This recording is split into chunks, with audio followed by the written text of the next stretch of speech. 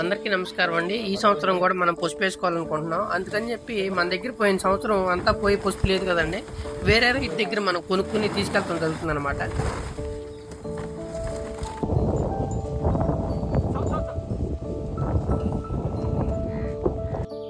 మనం పసుపు వేసుకునే ముందు చూడండి, ఈ విధంగా కింద పోసి మొత్తం కూడా శుభ్రంగా గేట్ చేసుకోవాలండి. ఇందులో ఏమన్నా చచ్చుకొమ్ములు పుచ్చుకొమ్ములు ఉంటే పక్కన పారేసి మేలుమైన కొమ్ములు మాత్రమే మనం చేలోకి తీసుకెళ్ళి వేసుకోవడం జరగాలి. అప్పుడైతేనే తోట అనేది తెగులు బారిన పడకుండా నాణ్యంగా పంట రావడానికి అవకాశం ఉంటుంది అనమాట. ఈ గేట్ చేసుకున్న పసుపుని బస్తాలు ఎత్తుకుని బండి మీద తీసుకెళ్లి చేలో అక్కడొకటి పెట్టుకోవాలండి.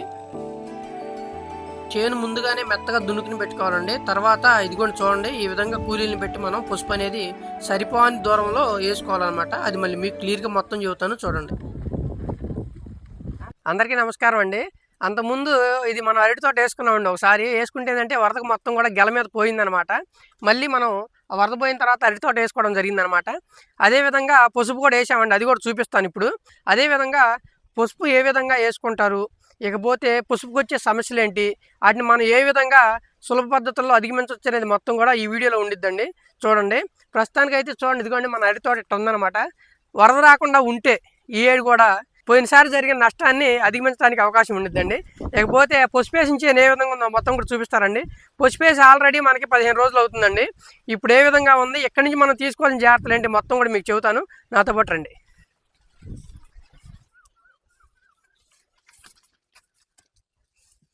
ఇదిగోండి చూశారు కదండి, ఇది మొత్తం కూడా 1 ఎకరం లోపు ఉండిద్దండి. దాదాపు వేసి 15 రోజులు అండి. ఇందాక చెప్పాను కదా, ఎక్కడన్నా ఒకటి వస్తుంది చూపిస్తాను. 25 రోజుల నుంచి 30 రోజుల మధ్యలో పూర్తిగా మొలవటం అనేది పసుపు జరిగిద్దండి. అయితే ఈ పసుపు అనేది ఎట్టని నేలలో పండిద్దంటే బలమైన ఎర్ర నేలలో పండిద్దండి. అదేవిధంగా ఒండ్రు నేలలో పండిద్ది. బుసకపొర నేలలో కూడా ఈ పసుపు అనేది పండిద్ది అనమాట. దీనికి వచ్చేసి పిహెచ్ వాల్యూ వచ్చేసి 5.5 నుంచి 7 వరకు ఉంటే అనువు అనమాట నేలలో ఈ పసుపు పండించుకోవడానికి. ఇకపోతే ఇది నీటి నిల్వ సామర్థ్యం ఎలా అంటే అండి, ఆరుదల నేలలు అయితే బాగుండిద్దండి. అంటే అడుగు భాగాన బాగా తేమను నిల్వ చేసుకోకుండా ఆరుదలగా ఉండే విధంగా అయితే పసుపు పండటానికి ఆస్కారం ఉండేది అనమాట. మన తెలంగాణలో కానీ ఆంధ్రప్రదేశ్లో కానీ చాలా ప్రాంతాల్లో ఈ పసుపు పండటానికి అవకాశం ఉన్న నేలలు ఎక్కువగా ఉన్నాయి అనమాట. ఇకపోతే ఎర్ర నెలలో కూడా పసుపు బాగా పండిద్దండి. కాకపోతే ఏంటంటే ప్రాపర్గా నీరు అనేది అందాలన్నమాట. ఈ పసుపు అనేది 2 రకాలుగా వేస్తారు. ఒకటి వచ్చేసి ట్రాక్టర్లతో బెడ్లు తోలుకుని వేస్తారు. రెండోది వచ్చేసి మనకి సాళ్ళు తోలుకుని వేస్తారనమాట. మనమైతే సాళ్ళు పద్ధతిలో వేసాము. ఈ సాళ్ళు వచ్చేసి కొన్ని ప్రాంతాల్లో కొన్ని రకాలుగా పెడతారండి. 30 సెంటీమీటర్ల నుంచి 30 సెంటీమీటర్ల మధ్యలో ఈ బోధులు ఉండేటట్టు పెట్టుకుంటారు, అంటే సాళ్ళు ఉండేటట్టు పెట్టుకుంటారు. బెడ్లు కూడా దగ్గర 60 సెంటీమీటర్లు 60 సెంటీమీటర్ల బెడ్లు ఏర్పాటు చేసుకుని మధ్యలో డ్రిప్ లైన్ వేసుకుని ఆ డ్రిప్ కట్టి ఇటు ఈ పసుపు అనేది నాటుకోవడం జరిగిద్ది అనమాట. ఇకపోతే మనం సాళ్ళు పద్ధతులు వేసుకున్నామండి. చూడండి మొత్తం కూడా ఏ విధంగా ఉందో. వీటిలో 2 రకాలు ఉంటాయండి. ఒకటేమో ఎరుపు అంటారు, అదేవిధంగా ఒకటి తెలుపు. మేము 2 మిక్స్ ఉన్నట్టు వాటిని వేసుకోవడం జరిగింది అనమాట. ఎందుకంటే మా సైడ్ తెలుపు అనేది పూర్తిగా తెలుపు అంటే కొనడానికి పెద్ద ఇష్టపడరండి. ఇకపోతే చూడండి, సాళ్ళు తోలుకున్నాం కండి మనం. ఇప్పుడు రండి చూపిస్తాను రండి.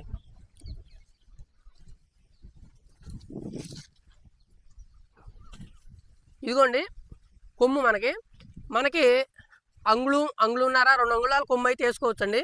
మరీ ఎక్కువ భారం ఉందనుకోండి కొమ్ము, ఎప్పుడైనా సరే ఇదిగోండి మధ్యలోకి ఇట్ట కోపించుకోండి.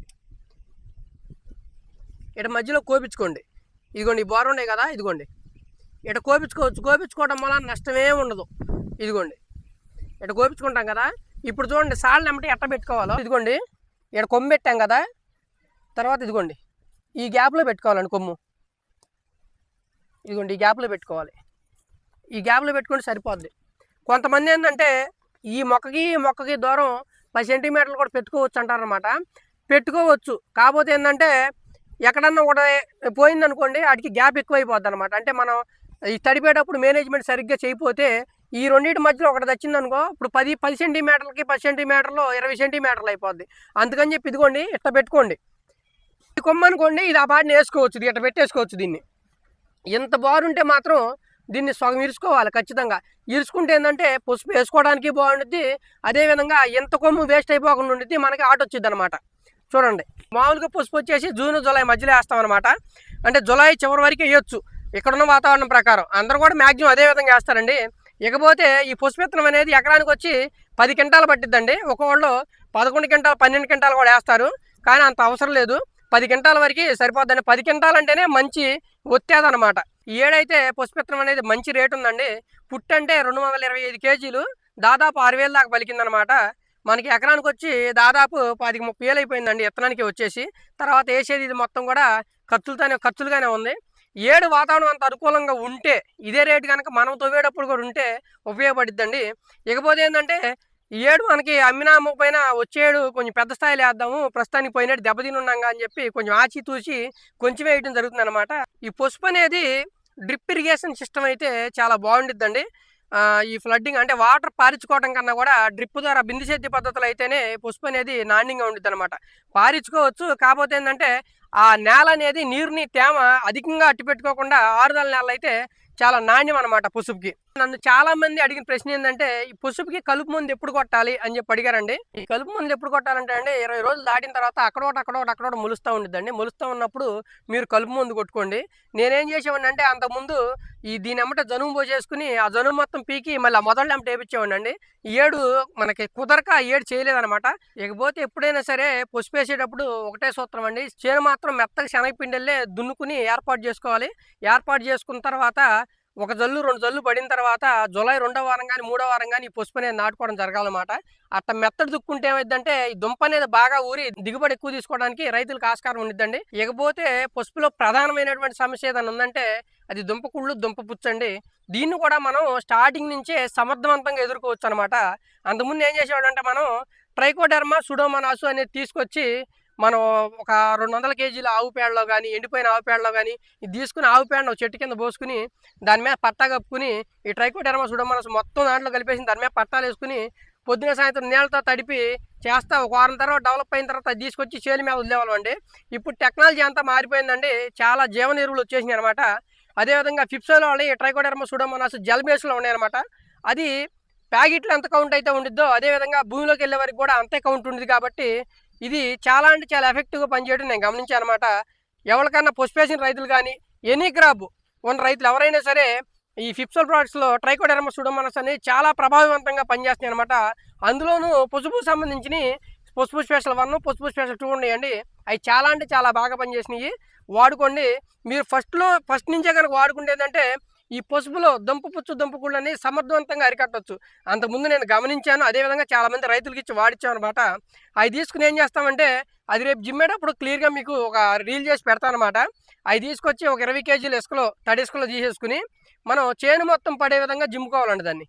మీరు ముందుగానే కనుక ఈ ట్రైకోడెర్మా సుడోమోనాస్ కనుక వాడుకుంటే భూమి నుంచి వచ్చే అన్ని తెగుళ్ళని ఇది అడ్డుకుని మొక్కకి తెగుళ్ళు రావడం అనేది తక్కువ ఉండిద్ది. అదేవిధంగా బలంగా ఏపుగా పెరగడానికి అవకాశం ఉండిద్దండి. పుచ్చు దుంపకుళ్ళు ఉన్న రైతులు ఎవరైనా సరే అంటే ఆ నేలలో అంతకుముందు మీరు పసుపు వేసినప్పుడు ఈ సమస్య ఎదుర్కొంటే కనుక ఖచ్చితంగా ఈ ట్రైకోడెర్మా సుడోమోనాస్ జెల్ కలిగినవి వాడుకోండి. చాలా అంటే చాలా సమర్థవంతంగా పనిచేసి 100% రిజల్ట్ ఉందన్నమాట. అదేవిధంగా ఆర్గానిక్ ఫార్మింగ్లో చేసేవాళ్ళు చూడండి, మీరు ఫస్ట్ వచ్చేసి మీరు బీజామృతంతో ఈ పసుపు కొమ్ము మొత్తాన్ని శుద్ధి చేసుకోండి. శుద్ధి చేసుకున్న తర్వాత ఈ నేలని ఆఖరి దుక్కిలో మీరు ఘనజీవామృతం 200 కేజీల నుంచి 300 కేజీలు తీసుకుని ఒక ఎకరానికి చేను మొత్తం కూడా జిమ్ముకుంటే ఏమైందంటే బ్యాక్టీరియా అనేది బాగా డెవలప్ అయ్యిద్ది.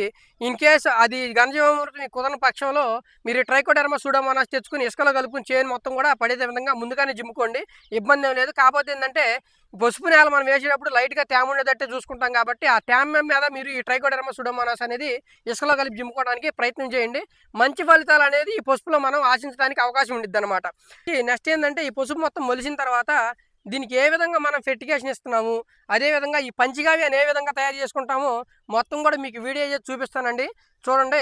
ఇకపోతే ఏంటంటే ఈ పసుపుకి టైం టు టైము ఈ మైక్రో న్యూట్రియన్స్ అనేది తగ్గకుండా చాలా జాగ్రత్తగా పండించుకోవాలండి. పండించుకుంటే ఏంటంటే దిగుబడి ఎక్కువ రావడానికి అవకాశం ఉంటుంది. రైతులు ఏంటంటే అచ్చగా పిండి మీద ఆధారపడి పంటలు అనేది పండిస్తున్నారండి. ఈ ఫెర్టిలైజర్స్ మీద ఆధారపడి పంటలు అనేది పండించమండి, పూర్తి స్థాయి దిగుబడి అనేది రావన్నమాట. మీరు నెలసారైనా సరే మీ దగ్గర ఆవులున్నా లేకపోయినా పక్కన ఉన్న వాళ్ళ దగ్గరికి వెళ్ళి ఆవు పేడ మూత్రం తెచ్చుకుని మనకి జీవామృతం తయారు చేసుకోవడం, అదేవిధంగా ఈ పంట కాలంలో 4 సార్లు పంచగావ్య కొట్టుకుంటే కనుక నేను చెప్పాను కాదు, మీరు ఒకసారి చేసి చూడండి, చాలా అంటే చాలా అద్భుతమైన ఫలితాలు ఈ పసుపులో తీసుకోవడం జరిగింది అనమాట. ఇది మొలిసిన తర్వాత ఏ విధంగా మనం పెంచుకుంటున్నాము, దీనికి సంబంధించి ఎటువంటి మరమ్మతుల విధానాలు తీసుకుంటున్నాం మొత్తం కూడా నెక్స్ట్ ఇంకో వీడియోలో చేసి చూపిస్తానండి.